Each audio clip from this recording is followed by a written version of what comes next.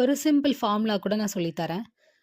Reason பத்தி பேச போறீங்க அப்படின்னா, பிகாஸ் அப்படிங்கிற லிங்கிங் வேர்ட யூஸ் பண்ணுங்க. ரிசல்ட் பத்தி பேச போறீங்க அப்படின்னா, சோ அப்படிங்கிற லிங்கிங் வேர்ட யூஸ் பண்ணுங்க. இப்போ எக்ஸாம்பிள்ஸ் பார்க்கலாம். I was sick because I ate junk food. நான் உடம்பு சரியில்லாம இருக்கேன்.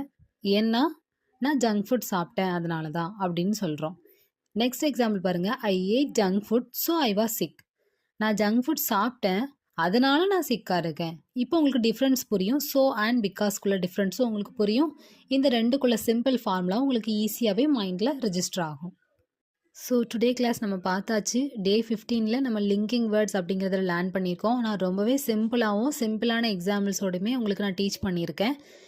எல்லா கிளாஸஸ் எண்ட்லேயுமே நம்ம speaking practice, communication tips, common mistakes, vocabulary of the day இது எல்லாமே லேர்ன் பண்ணுவோம். ஸோ டுடேயும் நம்ம லேர்ன் பண்ண போகிறோம்.